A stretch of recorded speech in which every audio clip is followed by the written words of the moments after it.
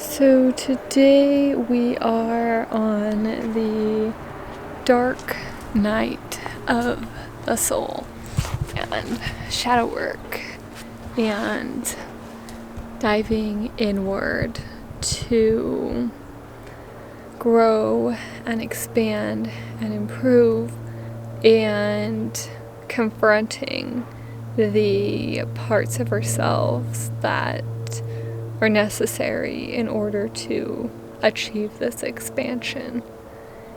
And this is a heavy topic, and I've been feeling a lot of heaviness lately, and I'm feeling like I'm dressed in all black all the way down to my shoes, and it's October, and I'm feeling all the feels, the changing weather, and cold, and feeling all the heavy emotions, and feeling called to look in and see, okay, what is this teaching me? What am I meant to experience and learn here in this moment? And what came out of this over the last couple weeks is a shift in my content creation, in like how I create and when I create, creating this the day of posting, and also just going into like shifts in how do I want to move forward in my life, and how do I want to support other people in my work. And it's been really, really a lot. And so let's look at this dark night of the soul topic, and let's just define it as best we can here. So, a dark night of the soul. This is the way that I've come to understand it within my Kundalini work, is going into ourselves on our journey of self-development and reaching a point where we meet the reasons within ourselves that we're not moving forward because of. So what this looks like for me is I've encountered a lot of fear around like almost everything, around showing up, around emotions, around being more of myself, around just like getting up in the morning, like just so much fear. And I'm moving forward along my path, like this is a natural part of that path because I'm desiring to overcome more and more and more and be more of myself and create a larger presence for myself and just live a large life. And with that comes these challenges.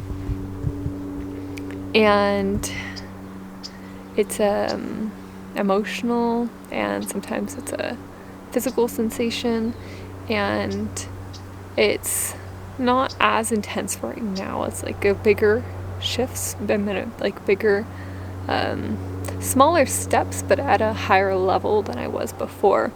But what this felt like before, confronting these obstacles, was more intense when I was beginning this process of awakening and working with Kundalini energy, because I was a beginner, and now I'm a beginner again at a different level. And the dark night of the soul is, I would say, it's usually portrayed as this big like catastrophic event in our lives where it seems like everything's just getting ripped apart, and like a huge revelation and understanding, and like a tornado coming through. And then after that there's this calm, and it's the afterwards that is in some ways motivation for working through it, but in others it's like, well, it's complicated. It's not so much, because with the looking at it as like, okay, I'm gonna go through this and then be done and move on to this, like, oh, so nice and so free and so liberated. I think a good spot to sit. I like this spot over here, I guess. And with that, it's when I've seen it taught like that, like those different levels, and I've come to see it in a different way. I've come to see it as everything happening all at once. And I've experienced like the different pieces along my journey, and now how I feel is that I'm experiencing like the heaviness of, you know, confronting these fears, these things I have to move through to achieve what I want. And I am also experiencing being happy with what I have and where I am. And I am like moving through these shifts and these obstacles, and it's like sometimes it's uncomfortable and like I don't like want to go, but it doesn't immobilize me. And that I feel like the dark night of the soul is really just this huge crumbling where I think we almost do stop for a moment, the way that it's explained, the way that I've heard it. And then there's the afterwards, the death of the ego, that is like, okay, I'm ready to let this part go. I'm ready to see the world as I didn't see it before and be awakened to this new perspective. And that seen as like a dark night of the soul, death of the ego, and then like, ooh, enlightenment. And then of course the serpent eating its own tail, going round and round and round. I believe it's more of a like a globe that's being like shaken up, and everything in there is like all at once, is how it feels for me. And it's a bit of both, actually, now I think about it. It's a little bit of the loop, and then it's a little bit of like shaking it up. So there's like a snake eating its own tail inside of like a snow globe. You're like shaking, so you get to feel a little bit of everything. And then there's that loop, because there's still more intensity in different areas at different times. And so with the dark night of the soul, that is that shedding, that realization, and then that shedding. And with this has been like confronting the other parts of ourselves, of myself, like I mentioned, and that is the shadow work portion. And so the blog that I wrote for today, that it ended up being like, I don't know, you guys are gonna, I hope it makes sense. It makes it kind of like, it just wanted to come out that way. I wanted to like explain some of these topics, but then the way that I wrote it wanted to just come out that way as more of a story, and so it did. And the shadow work part, I want to explain a little bit more here for people who are looking at like, well, what is shadow work? And that is essentially that part of the dark night of the soul where you are confronting those obstacles within yourself. And I feel like too, it would be helpful to have an example here of like an obstacle. And I guess, so one of the things that's coming to my mind is my karate, and like my test in particular that I failed for my brown belt before I got to black belt. And my brown belt test that I failed, and like the obstacle of like within myself, and like, do I get back up? Like, am I capable of doing this? Am I going? And like, there's just this part of me that's like, you're just gonna do it. But even during like a test like that, it is still it's an intense, like more intense inner dialogue with myself. It's like in literature, we have like internal conflict within a character. It's like that within ourselves, because literature is based on people, and we have that as well. And that's, yeah, so that's us. And that inner conflict is in like a testing situation, like for like a physical test like I had, where it's like, okay, can I keep going? Can I physically keep going? And then it's the other part of myself that says, you're gonna keep going until you just flat out collapse. And you're gonna just do the best you can. And the only way you're gonna stop is if you just physically stop and pass out, and then they'll come scrape you up. And that was my interior dialogue through that, like, you're gonna focus, and you're gonna do this. And it took a long time to develop that mindset, and also like that trust in my abilities of like what I've worked for, what I've practiced over the years is there for me in the moment. And like, you're gonna just go and give it all that you have. And the way I experience this right now is, I guess, even coming on here today, I'm like, well, am I gonna come on here? Am I gonna make this video today? Am I gonna make my schedule today? Like, well, I'm gonna, yeah, I guess, here I am.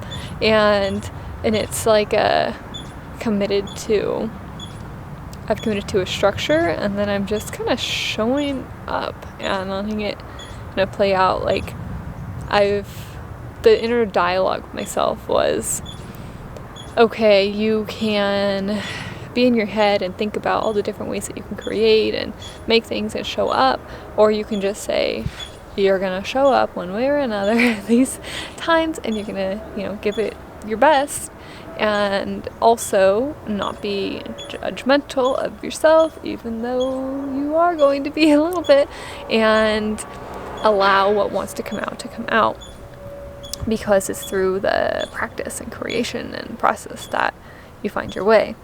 And in many ways that just is your way. And so the inner conflict, I guess, that I have right now and that I've been working through is like, there's always things that we want in our lives, and then things that we have to deal with in order to achieve those things that we want. And we have to decide if what we want is worth what we have to deal with in order to achieve that. And we have to commit to that and say, okay, yes, I want this. Yes, I'm willing to deal with the things that come with it. And it's like that balancing act of, is what I want worth dealing with what comes with that? And if it is, then you keep going. If it's not, then you find a different way. And my path has been revealing more and more and more of these challenges. And that's the path I've chosen, is to reveal more and more challenges. I've chosen the path of challenges, and I keep choosing it. And so that is the dark night of the soul, is diving into the parts of yourself, of ourselves, of myself, in my mind, that are challenging, that are creating obstacles as I progress. The obstacles also progress, and I'm met with those, and that's the cycle of that. And doing that shadow work, that confronting those obstacles and allowing myself to sit with the things that I feel and experience, but not be overcome by them. And that's a big one, that like, I'm gonna sit with it, but I'm not going to let my guard down and be defeated by it. So it's that balance, and it's a delicate one. And then there is the light, the bliss, after that you get that moment that you're like, yeah, this feels good. And the more that it balances out, the more that the energy kind of flows smoothly, and the more that it balances out to where they seem like they're kind of all happening at once, the more that it seems like the intense moments of bliss, like, yeah, it's so cool. And, those are equal intensity to the painful moments. So now that I think about that a bit more, there still are going to be some of those really heightened moments, and then there's going to be some of those really low moments.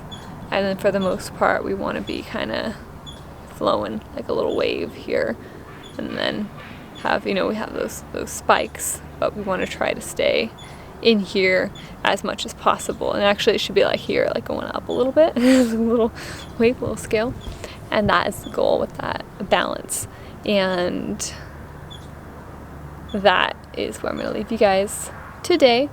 So make sure, if you have not already, that you do check out the blog post, because this will make a lot more sense with that in context.